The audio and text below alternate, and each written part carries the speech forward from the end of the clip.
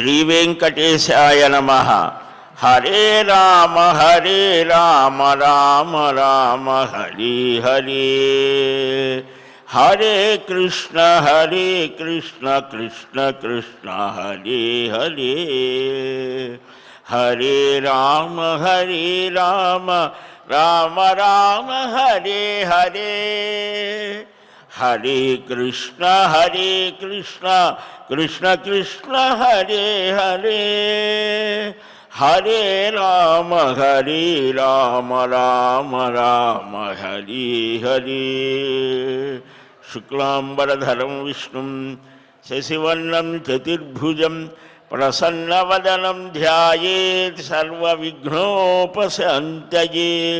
యస్య ద్విరదవక్త్రాజ్యాః పారిషద్యాః పరస్యతం విఘ్నం నిఘ్నంతి సతతం విశ్వక్సేనం తమాశ్రయే. జగజ్జాలపాలం కనత్కంఠమాలం శరచ్చంద్రఫాలం మహాదైత్యకాలం నభో నీలకాయం దురావారమాయం సుపద్మాసహాయం భజేహం. నారాయణం నమస్కృత్య నరం చైవ నరోత్తమం దేవీం సరస్వతీం వ్యాసం తతో జయముదీరయేత్. కృష్ణాయ వాసుదేవాయ దేవకీ నందనాయ చ నందగోపకుమారాయ గోవిందాయ నమో నమః.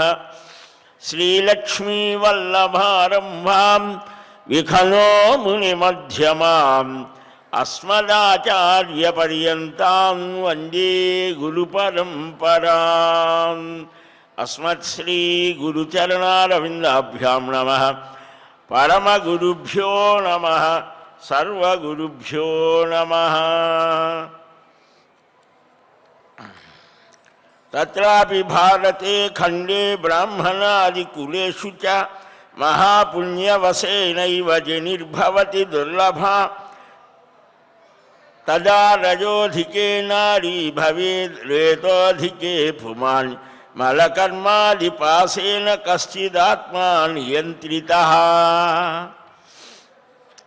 వైశాఖ బహుళ తదియ ఈరోజు మనం ఏ మహానుభావుల్ని గురించి ప్రతిరోజు చెప్పుకుంటున్నామో మన అందరి పక్షాన అనేక ప్రశ్నలు అడిగి పరమయోగీశ్వరుడైనటువంటి సనత్కుమారుల వారి ద్వారా మన సందేహాల్ని తొలగిస్తున్నాడో అట్టి పరమ పావనమూర్తి అయిన నారద మహర్షి ఈరోజు అవతరించాడు. నారద జయంతి అని పెద్దలు చెప్పడం జరుగుతోంది. ఆ నారద మహర్షి సకల శాస్త్ర పారంగతుడు, వేదాంగములు. నారద శిక్షాశాస్త్రం కూడా ఉన్నది. అలాగే సంగీతంలో కూడా చాలా గొప్ప. నారాయణ నామస్మరణ ఆచార్యుడిగా, శిష్యుడిగా ఇలాగ అనేక స్థితులలో ఆయన ఉపదేశించాడు, ఉపదేశాలని పొందాడు. శిష్యుడుగా ఉన్నాడు, గురువుగా ఉన్నాడు.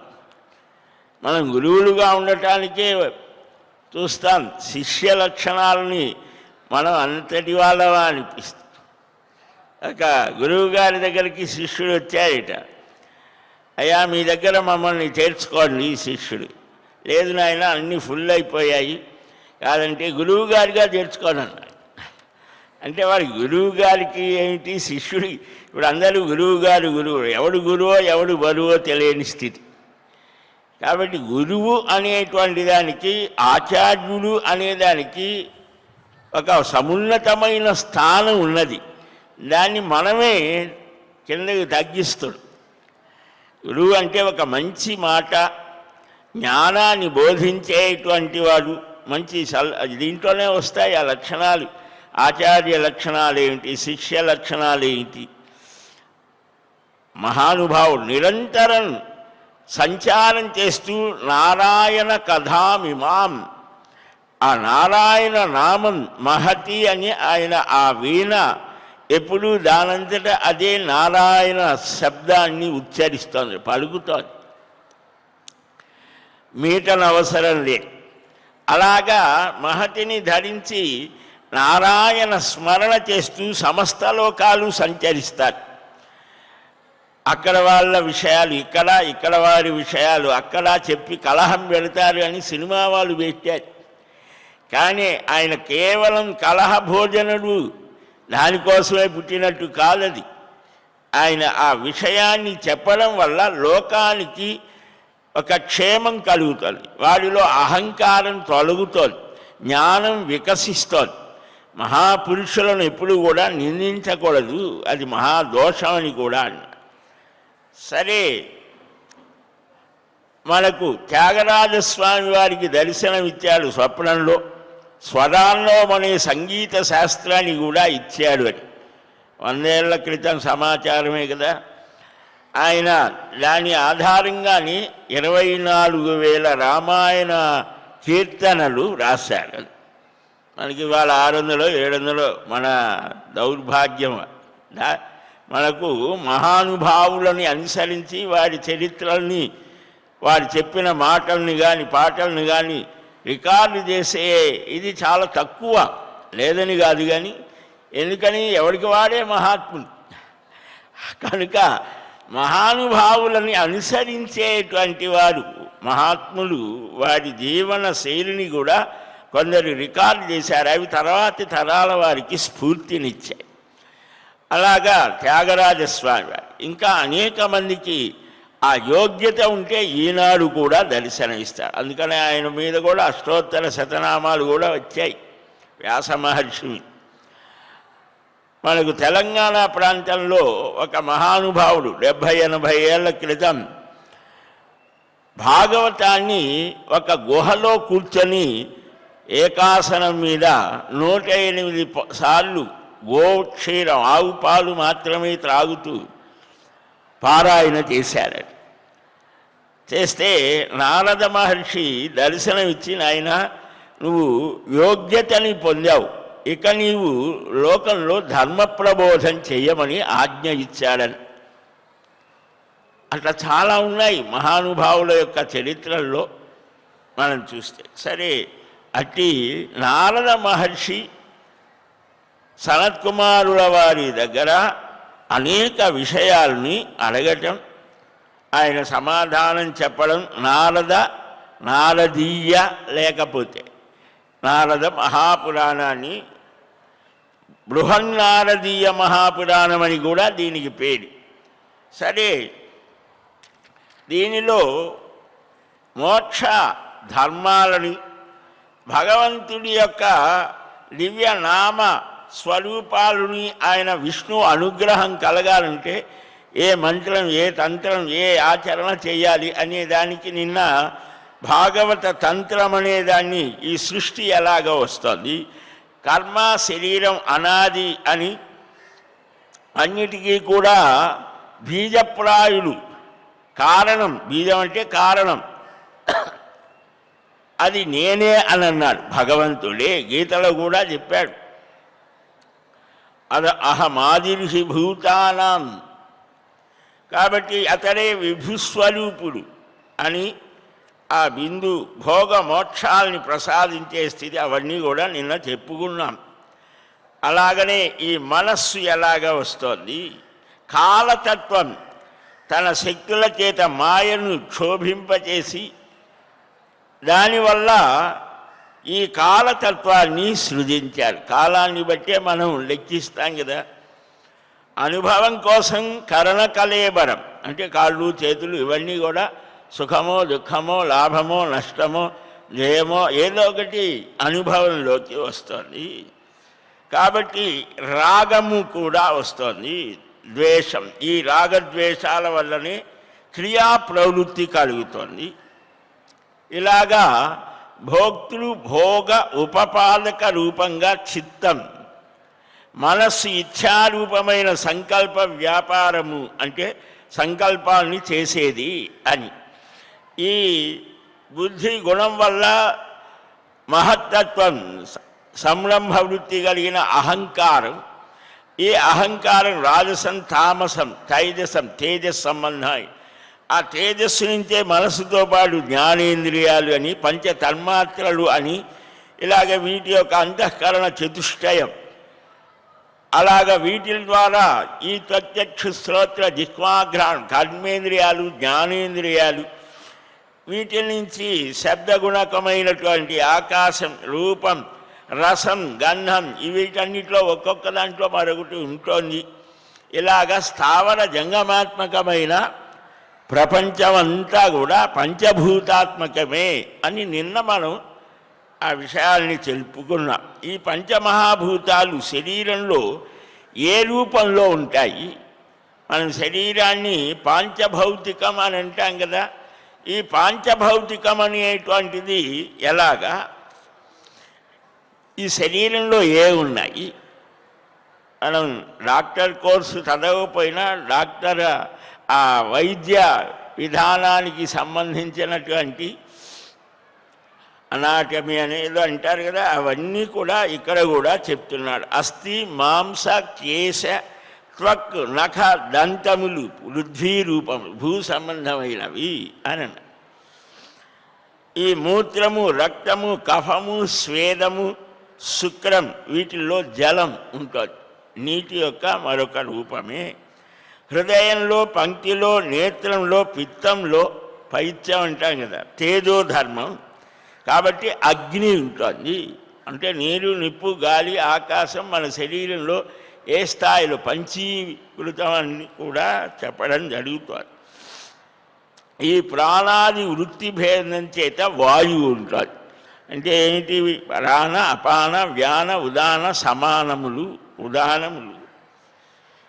ఈ అన్ని నాడులలో గర్భవృత్తి యొక్క అనుషంగంతో ఆకాశం ఉంటుంది.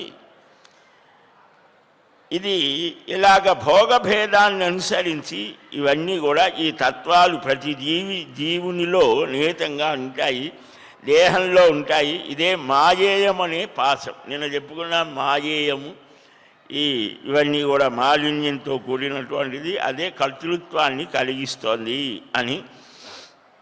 ఈ పాశంతో జగత్తంతా కూడా ఆవరించబడి ఉన్నది. ఈ పర్వతములు, వృక్షాదులు అంటే పర్వతాల, భూమి యొక్క సారమే పర్వతము అని. పర్వతాల మీద కూర్చొని పరమాత్మని గురించి ధ్యానిస్తే భూమి మీద ఉండి చేసిన దానికంటే ఎన్నో రెట్లు ఇక్కడ ఫలితం అని కూడా చెప్పారు. అందుకనే పర్వతాలలో గుళ్ళు కట్టి, గోపురాలు కట్టి, ఈ స్థానాలు అన్నీ ఎందుకు అని అంటే ఇంత శ్రమపడి రావటం. ఎందుకంటే ఇక్కడ కూర్చుంటే మనస్సు అప్రయత్నంగా పరమాత్మ వైపు మరలుతోంది, సాధన చేయాలి. అందుకనే మనకు మహాప్రవక్తలని పడేవారంతా వారు కొండ గుహల్లోకి వెళ్ళారని, కొండ మీద వారికి ఏదో దైవతత్వం, దేవదూతో, దేవుడు, ఎవరో మహర్షులో, మహాత్ములో, దేవదూతలో కనిపించారని, వినిపించారని, వాక్కు వినిపించింది అని. అంటే ఈ పర్వతాలు, అందుకనే వేదం మనకు విష్ణు పర్వతానామధిపతి అని, పర్వతాలకు అధిపతి మహావిష్ణువు, అంటే సర్వవ్యాపకులు కదా ఆయన. కనుక ఈ పర్వతం, వృక్షాదులు ఇవి మూడు రకాలు. ఈ స్థావరములు, జంగమములు, జరాయుధములు, అండజములు అంటే మావి నుంచి పుట్టేటువంటివి, గురుడ్డు పెకలించుకొని వచ్చేవి కొన్ని, చెమట నుంచి పుట్టేవి కొన్ని. ఇలాగే 84 లక్షల జీవరాశులు ఉన్నాయి అని. ఈ జీవులు జీవరాశులతో తిరుగుతూ ఈ చక్ర భ్రమణంలో ఒక రాయిగా, రప్పగా, క్రిమిగా, కీటకంగా ఇలాగా అనేక జన్మలలో చేసినటువంటి పుణ్య విశేషం చేత ఎప్పుడో ఒకసారి మానవ జన్మలోకి వస్తాడు. అనేక జన్మలలో చేసిన పుణ్య విశేషం కర్మవశాత్తునే ఈ జన్మలనేవి వస్తాయి. విచిత్ర దేహ సంపత్తి ఈశ్వరాయ నివేదితం అని. ఈ కాళ్ళు, చేతులు, మాట్లాడే శక్తి, బుద్ధి, అర్థం, అవగాహన చేసుకునే శక్తి, ఆలోచనాత్మకమైన స్థితి, ఇవన్నీ కూడా మనకు ఉపకరణాలు మనకిచ్చాడు, ఏ జీవికి లేనటువంటివి. కొన్ని పశుపక్షి మృగాదులు ఉన్నాయి, వాటికి కొన్ని శక్తులు ఉన్నాయి, మనకు లేనివి కూడా ఉన్నాయి. ఒక వర్షం వస్తోంది, తుఫాన్ వస్తోంది అని అంటే కొన్ని పక్షులకు తెలుసు, అవి అరిస్తే మార్పులు వస్తాయి అని కూడా. అలాగా మనకు లేదు ఆ శక్తి. మనం ఈరోజు వర్షం అంటే ఎండ కాస్తుంది, ఎండ అంటే వర్షం వస్తుంది. మనం యంత్రాల మీద ఆధారపడి నడిచేటువంటి స్థితి కాదు. కర్మవశాత్తు జన్మలు లభిస్తాయి. మానవ జన్మ సర్వార్థ సాధకము.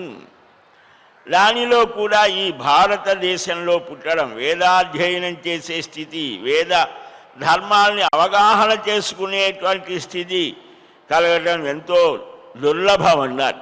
స్త్రీ పురుషుల యొక్క కలయిక వల్ల శుక్రశోణిత యోగం చేత పుట్టుక కలుగుతారు.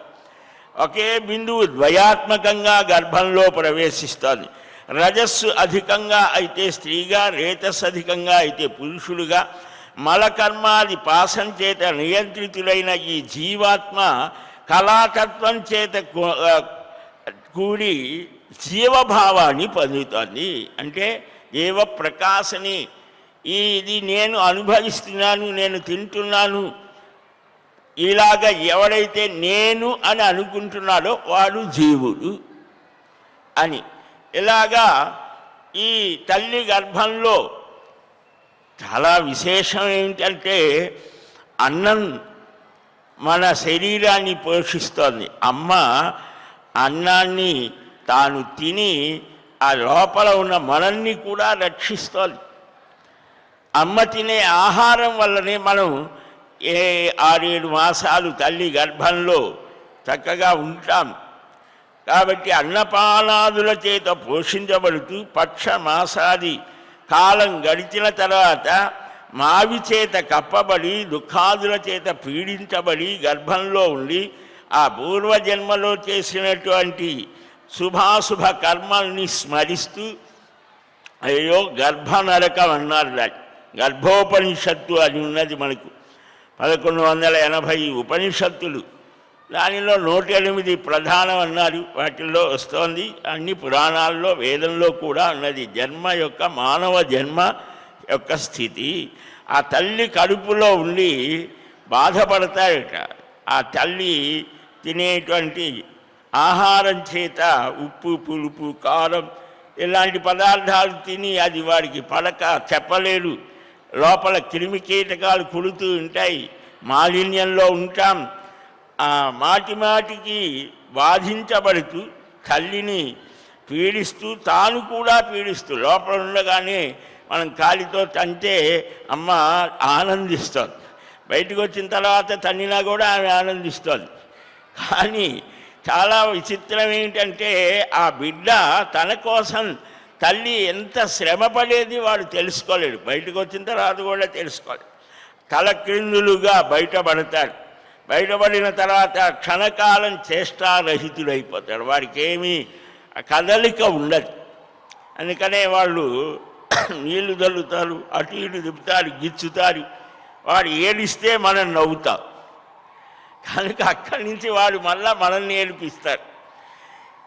ఆ లోపల ఉన్నప్పుడు బాధపడి నన్ను దీని నుంచి బయటపడవేస్తే తండ్రి నారాయణ, వాసుదేవ, కృష్ణ నిరంతరం నిన్నే స్మరిస్తాను, భావిస్తాను అని మొరపెట్టుకుంటాడట. సరే బయటకు వస్తాడు. శరీరం పెరుగుతూ ఉంటుంది. బాల్యావస్థ ఒక 5 ఏళ్ళు, తర్వాత పౌగండావస్థ, తర్వాత యువావస్థ. ఈ లోకంలో ఇలాగా బాల్యస్తావతి క్రీడాసక్త, తరుణస్తావతి తరుణీసక్త, వృద్ధస్తావతి చింతాసక్త, పరమే బ్రహ్మని కోపి నసక్త అన్నారు. బాల్యావస్థలో ఆటలతో సరిపోతుంది. ఇప్పుడు అవి కూడా లేవని. ఆటలాడే పిల్లలు ఉన్నారా? మనకు 90 దగ్గర నుంచి చూస్తే పిల్లల్ని మనం జైల్లో పడేసినట్టే. ఇప్పుడు ఇంకా ఘోరం. వాడికి ఆట లేదు, పాట లేదు. ఏదన్నా మరీ పెద్ద పెద్ద వాటిల్లో ఏదైనా ఉంటే ఉండొచ్చు. కాబట్టి ఈ దుర్లభమైనటువంటి మానవ జన్మను పొంది సర్వలోకాలకు ఉపకారం చేసేటువంటి జన్మ ఇది. ఆత్మని తరింపజేసుకునేవానికంటే తరింపజేసుకోపోతే వాడికంటే పాపాత్ముడు ఎవరయ్యా? ఆహారశ్చైవ నిద్రాచ భయం మైథునమేవచ పశ్వాదీనాంచ సర్వేషాం సాధారణమితీరితం చతుర్షేవానురక్తో యస్స మూర్ఘో చాత్మఘాతకః మనుష్యానామయం ధర్మస్వ బంధచ్ఛేదనాత్మకః యస్తారయతి నాత్మానం తస్మాత్ పాపతరోత్రకః. కనుక ఈ లోకంలో మనుష్యుడైనటువంటి వాడు కేవలం ఆహారం, నిద్ర, సంతానం పొందడం దీనితోనే ఉండేటైతే వాడు పశువులు లాంటి వాడు, సర్వ ప్రాణులకు సమానం. అవి చేసేవి కూడా అదే పనే కదా. ఇంకా అవి మనకంటే కూడా అవి చక్కగా ఉంటాయి. ఆకలి వేస్తేనే అవి ఆహారం తీసుకుంటాయి, నిద్ర వస్తేనే నిద్రపోతాయి, సకాలంలో నిద్రపోతాయి. అర్ధరాత్రికి అపరాత్రికి కాదు, సకాలంలో నిద్రలేస్తాయి. భయాన్ని కూడా అంతే. అలాగనే సంతానాన్ని ఋతుకాలంలోనే సంతానాన్ని పొందుతాయి ఇవి. కాబట్టి దీనిలోనే ఉండేటైతే అక్కర్లేదురా, ఆత్మఘాతకుడు అవుతాడు. తన బంధాన్ని ఛేదించుకునేటువంటి స్థితే మానవ ధర్మము అని దీక్ష చేతనే పాశబంధ విచ్ఛేదం జరుగుతుంది.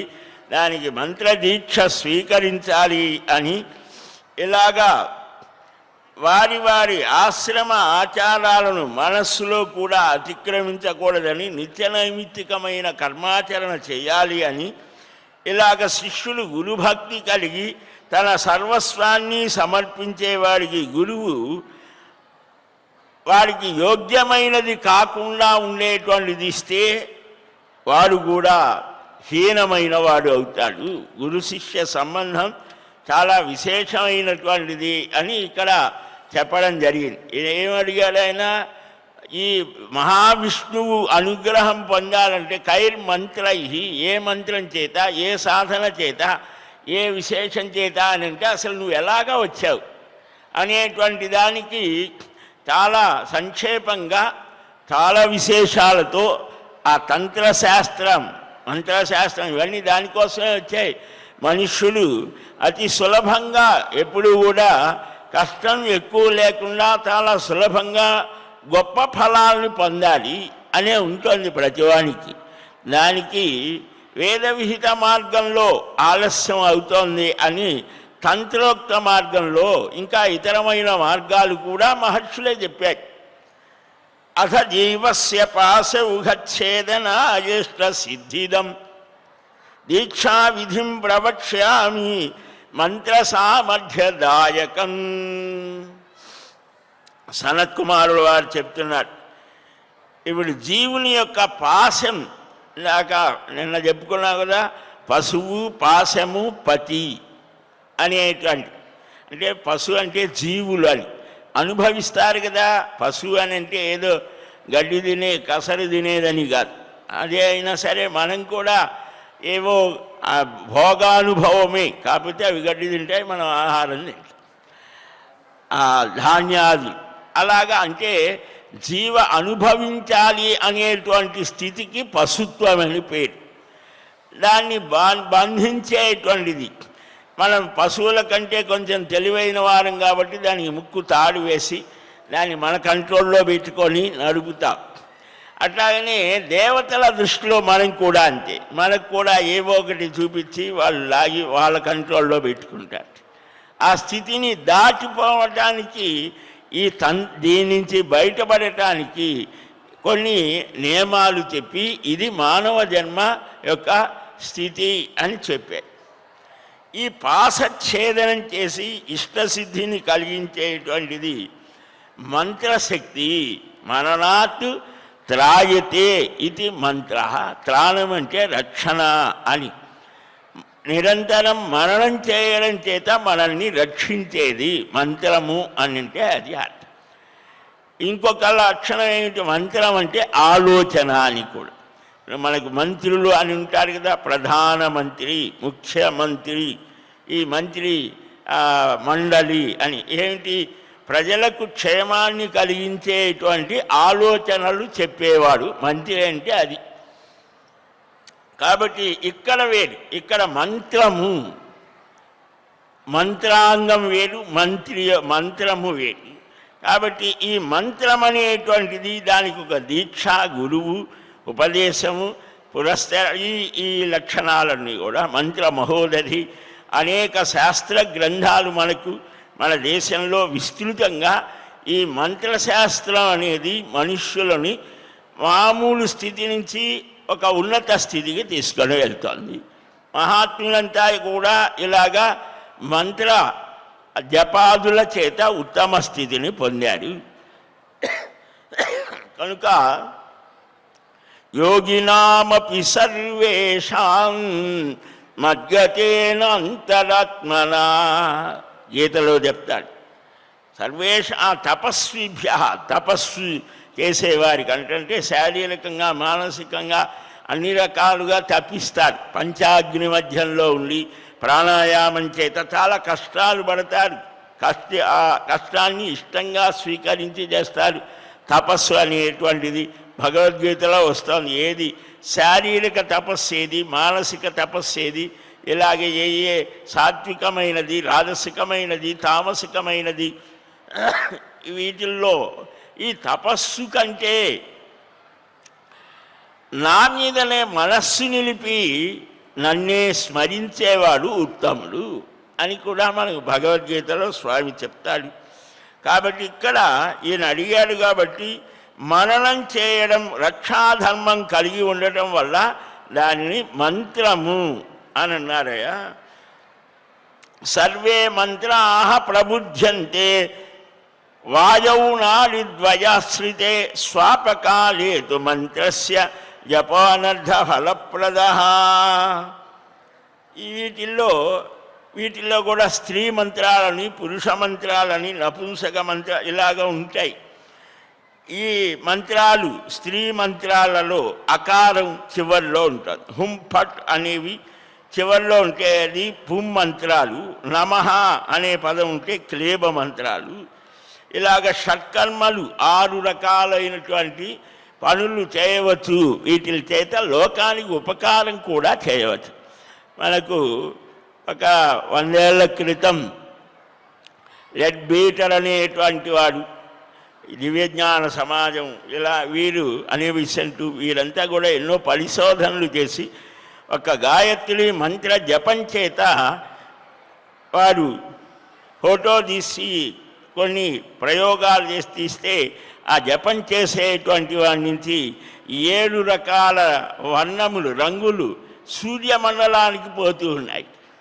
ఇలాగా పరిశోధనల ద్వారా మనకు ఆ మంత్ర ప్రభావం చేత ఏ శక్తి ఉత్పన్నం అవుతుంది. ఆరా అంటుంటారు కదా, ఒక తేజో వలయం, దానివల్ల వీరికి రక్షణ కలగటం, ఇవన్నీ కూడా ఉన్నాయి. కొన్ని మంత్రములు ఈ వాయుమండల వామ భాగ నాడులను ఉత్తేజపరిచేవి కొన్ని ఉన్నాయి. ఆ మంత్ర జపం చేత నాడులలో ఉత్తేజం కలుగుతుంది. అనులోమ విలోమ స్థితులు కూడా కొన్ని ఉన్నాయి. వాటిల్లో ఏకాక్షర మంత్రం ఏమిటి, వాటి యొక్క అంటే ఒక మంత్రాన్ని బాగా అనుష్ఠానం చేసి శ్రద్ధతో లోకానికి అందించినటువంటి వారిని ఆ మంత్రానికి ఋషి అని అంటారు. ఋషి, ఛందస్సు, కీలకం ఇలాగా 6 ఉన్నాయి, 10 అని కూడా ఉన్నాయి. మనకు మహానుభావుడు విశ్వామిత్ర మహర్షి గాయత్రి మంత్రద్రష్ట అని. అంతకుముందు ఏముండేదయ్యా అనే ప్రశ్న కూడా ఉన్నది. అంతకుముందు ఇంద్ర గాయత్రి అని ఉండేది. గాయత్రి ఇప్పుడు ప్రతిదానికి కూడా అంటే ఒక ఛందస్సు అన్నమాట, 24 అక్షరాలతో కూడినటువంటిది. అందుకని ఆ గాయత్రి మంత్ర ద్రష్ట అయినటువంటి విశ్వామిత్రుడు మహాతపస్వి. ఆయన దానివల్లనే లోకాలని క్రొత్త లోకాలని కూడా సృష్టికి ప్రతి సృష్టి చేయగలిగాడు. అలాగనే అనేక ఫలాలని ఆయన ప్రయోగం ద్వారా చూపించాడు. వశిష్ఠాది మహర్ష్యాదులంతా కూడా ఏ స్థితిని పొందారు అవి కూడా చూపించారు. కాబట్టి ఈ మంత్ర జపం అనేటువంటిది ఈ అక్షరాలు ఒక్కొక్క అక్షరానికి ఒక్కొక్క కోటి అని లక్ష అని జపం చేస్తేనే దానికి సిద్ధి అనేది కూడా నామానికి ఇవి లేవు. అలాగనే స్తోత్రములు ఈ కొన్ని దోషాలతో కూడి ఉంటాయి అని అవి తెలియకుండా జపం చేస్తే ఎన్ని సంవత్సరాలు చేసినా కూడా జపం సిద్ధి కాదు అని. అలాగనే సర్వసిద్ధులు కొన్ని ఆసనాలలో కూర్చొని చేస్తే యోని ముద్ర బంధనము మొదలైన వాటిల్లో ఉత్తమ ఆసనం వీటితో కూడి ఉంటే ఆ సిద్ధి కలుగుతోంది.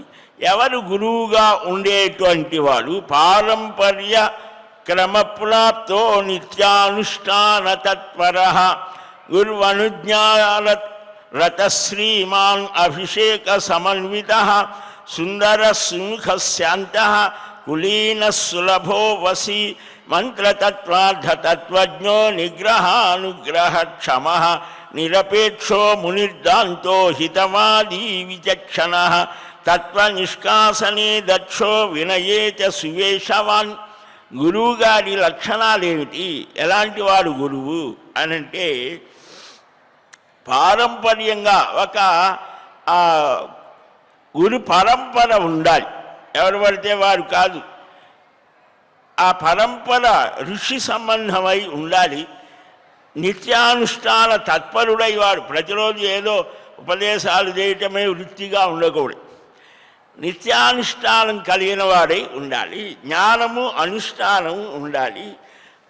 గురువుగారి ఆజ్ఞ కూడా పొంది ఉండాలి. అంటే ఒక వస్తువు మనం ఇప్పుడు మ్యానుఫ్యాక్చరింగ్ చేస్తారు, టాబ్లెట్స్ కానీ ఏవైనా, దాన్ని ముందు ప్రయోగించి ఆ ప్రయోగ ఫలితాలను చూసి ఏ విధంగా ఆ ఎలుకల మీదో పిల్లల మీదో ఏదో వాడు తంటాలు వాడు పడతాడు చేసి ఇది ఉపయోగపడుతోంది, దీనివల్ల ఈ ఎఫెక్షన్స్ ఉన్నాయి, దీనివల్ల ఇది పోతాయి అని వాడు అన్నీ చేసి దాన్ని బాగా కవరింగ్ చేసి అప్పుడు రిలీజ్ చేస్తాడు. లేకపోతే లోకానికి ప్రమాదకరం కదా. అలాగనే యోగ్యుడైనటువంటి శిష్యుడు కాకుండా ఉంటే ఆ మంత్రోపదేశం వల్ల ప్రజలకు చాలా నష్టం కూడా జరుగుతుంది. మనకు మహాభారతంలో చూస్తే ద్రోణాచార్యులు బ్రహ్మాస్త్రం, అస్త్రం అంటే మంత్రాత్మకమని, ఒక దేవతకు సంబంధించిన మంత్రాన్ని ఉపాసించి సిద్ధి పొంది ఆ గురువు ద్వారా పొందితే ఆ శిష్యుడు కూడా దాన్ని పొంది దాన్ని యుద్ధ సమయంలో తప్పనిసరైనప్పుడు కొన్ని ప్రయోగిస్తారు.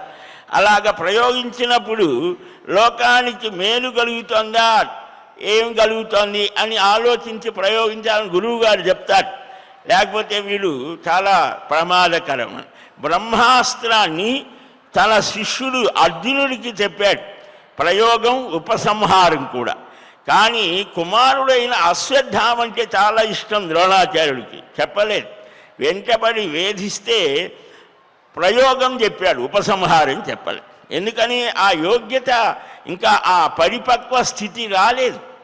గురువు అంటే అలాగా ఉంటాడు. కుమారుడి మీద ఎంత ప్రేమ ఉన్నా విద్యని సరిగ్గా వాడు అవగాహన చేసుకోకపోతే వాడి వల్ల చాలా ప్రమాదం. ఇప్పుడు మనం చూస్తున్నాం కదా, సరిగ్గా లేకపోతే అప్పుడు అది కూడా మనకు వచ్చింది. చిట్ట చివరిలో అంతా అయిపోయిన తర్వాత వెంటబడితే బ్రహ్మాస్త్రాన్ని ప్రయోగిస్తాడు అశ్వత్థామ.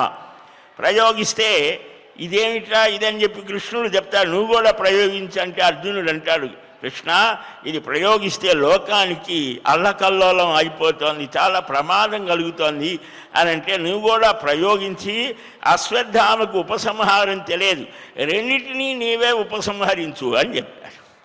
అంటే అర్జునుడికి ఉన్నటువంటి క్వాలిఫికేషన్స్, ఇంద్రియ నిగ్రహం చాలా ఉన్నాయి. అందువల్లనే గురువులు అందరూ కూడా అర్జునుని ఎంతో ప్రేమతో చూశాడు. ఫెయిల్యూర్ స్టూడెంట్ ఎవరు? కర్ణుడు. అబద్ధాలు చెప్పి ద్వేషంతో ఎట్లాగైనా నేనే చాలా గొప్పవాడిని కావాలని వెళ్ళాడు.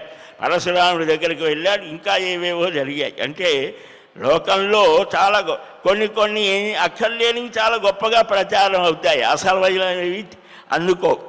అలాగా ఇక్కడ కూడా యోగ్యుడైనటువంటి వాడు అక్కడ స్వర్గలోకంలో ఊర్వశి వస్తే కూడా మాతృభావంతో చూశాడు, తిరస్కరించాడు. యుద్ధారంభంలో కూడా అయ్యో ఎన్నో అనర్థాలు జరుగుతాయి అని మాట్లాడాడు. అంటే ఇంద్రియ నిగ్రహం, సమర్థుడైనటువంటి వాడి దయ ఎలాగా ఉంటుంది. దయ కలిగి ఉండాలంటే సామర్థ్యం కూడా ఉండాలి. క్షమించాలి అనే గుణం ఉంటే ఆ క్షమించడానికి తగినటువంటి యోగ్యత ఏమిటి, సామర్థ్యం ఉండాలి. సామర్థ్యం ఉన్నవాడు క్షమించినా దయ చూపినా దానికి విలువ ఉంటుంది, లేకపోతే దానికి విలువ ఉండదు. కనుక ఇలాగా శిష్యుడు గురువు లక్షణాలు నిత్యానుష్ఠాన తత్పరుడై ఉండాలి. గురువు ఆజ్ఞ పొంది ఉండాలి. నాయనా నువ్వు ఇక్కడి నుంచి మొదట్లో చెప్పుకున్నామే ఇలాగ నీవు లోకానికి ఉపదేశించు అని. అలా కాకుండా శాస్త్రాధ్యయనం లేకుండా, గురువు అనుజ్ఞ లేకుండా, ఏమీ లేకుండా దేశం మీద పడి అదిట్లా ఇదిట్లా అని చెబితే దానివల్ల చాలా ప్రమాదము. కాబట్టి ఆ శిష్య లక్షణాలు ఏమిటి, గురు లక్షణాలు ఏమిటి, ఆ లక్షణాలు మనలో ఏమున్నాయి, శిష్య లక్షణాలు ఏమైనా ఉన్నాయా అనేటువంటి విషయాలను కూడా మనం నారద పురాణం ఆధారంగా అనేకమైనటువంటి మహాత్ముల యొక్క విషయాలతో కలిపి మనం చెప్పుకునే ప్రయత్నం చేద్దాం శ్రీవారి అనుగ్రహం చేత. శ్రీకృష్ణ గోవింద హరే మురారే హే నాథ నారాయణ వాసుదేవ గోవింద జయ జయ గోపాల జయ జయ రాధారమణ హరి గోవింద జయ జయ. హరే రామ రామ రామ హరే హరే, హరే కృష్ణ కృష్ణ కృష్ణ హరే హరే. స్వస్తి ప్రజాభ్యః పరిపాలయంతాం న్యాయేన మార్గేణ మహీం మహిషాః. గోబ్రాహ్మణేభ్యः శుభమస్తు నిత్యం. లోకా సమస్తా సుఖినో భవంతు. శ్రేయఃకాంతాయ కళ్యాణనిధయే నిధయేర్థినాం శ్రీవేంకటనివాసాయ శ్రీనివాసాయ మంగళం. బలం విష్ణోః ప్రవర్ధతాం. సర్వం శ్రీకృష్ణార్పణమస్తు. ఏడుకొండలవాడ వెంకటరమణ గోవింద గోవింద గోవింద గోవింద. నమో వెంకటేశాయ. ఓం నమో వెంకటేశాయ.